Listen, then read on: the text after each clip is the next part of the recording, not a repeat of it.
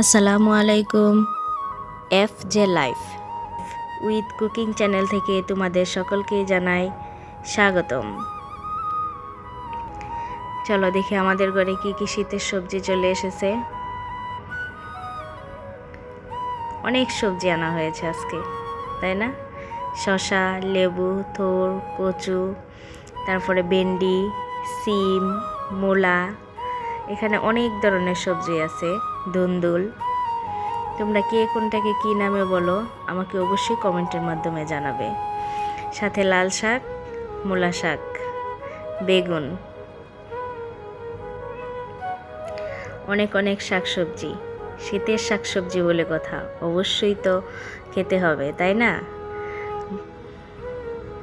বটবটি, এখানে আছে শুটকি মাছ, অনেকেরই পছন্দের একটি যে জিনিস শুটকি মাছ। হয়তো আবার কেউ পছন্দ নাও করতে পারো। যে যে পছন্দ করো আমাকে অবশ্যই কমেন্টের মাধ্যমে জানাবে, ঠিক আছে?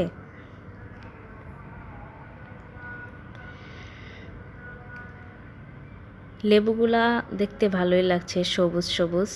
ভেন্ডিগুলাও টাটকা মনে হচ্ছে, সবুজ। বাজার গুছিয়ে চলে আসলাম। ছেলেকে ডিম সেদ্ধ করে দিলাম।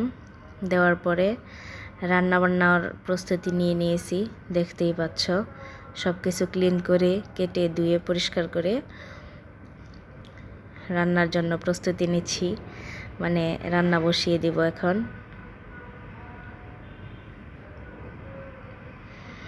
শাক আসলেই একটু চিকন চিকন করে কেটে ভাজি করলে আমার কাছে খুবই ভালো লাগে, একটু বেশি করে পেঁয়াজ রসুন দিয়ে।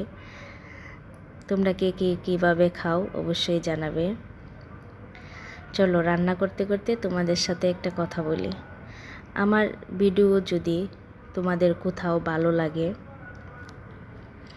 বা তোমরা পছন্দ করো, যদি কোথাও কোনো দোষ হয়ে থাকে সেটাও কমেন্টের মাধ্যমে বলবে। ভালো লাগলে একটি লাইক, একটি কমেন্ট আর একটা সাবস্ক্রাইব করে দিবে, যাতে আমি ভিডিও ছাড়ার সাথে সাথে তোমরা নোটিফিকেশন পেয়ে যাও এবং দেখে নিতে পারো। দেখতেই পাচ্ছ এখানে শাকটা ভাজি করার জন্য মানে বসিয়ে দিয়েছি। শাকের পানি টেনে নিলে হয় কি, শাকটা অনেক অতি তাড়াতাড়ি সব কিছু মানে সুন্দরভাবে হয়ে যায়। তাই আমি ওখানে বসিয়ে দিয়েছি। অন্য চুলায় ভেন্ডি ভাজির জন্য দিয়ে দিলাম। রান্নাবান্না আসলে একটা আর্ট। আবার অনেকের কাছে দেখা যাচ্ছে করতে হবে তাই করে, আবার অনেকে ভালোবেসেও করে।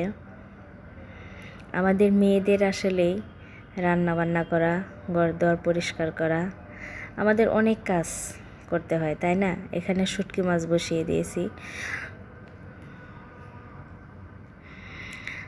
মেয়েদের আসলে অনেক কাজ করতে হয়, যেমন সংসারও সামলায়, বাহিরেও সামলায়, সব কিছুই। এখন তো আবার অনেক মেয়ে মানুষ আছে আল্লাহর রহমতে, দেখা যাচ্ছে তারা জব করতেছে, রান্নাবান্না করতেছে, সন্তান সামলাচ্ছে, অনেক অনেক কিছু।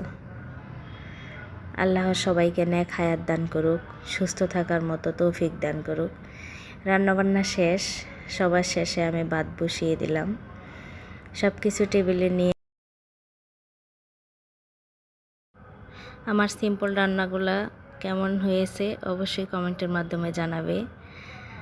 আজকের মতো এই পর্যন্তই। আল্লাহ সবাইকে নেক হায়াত দান করুক, আমিন। তোমরা সবাই ভালো থাকবে। আল্লাহ হাফেজ।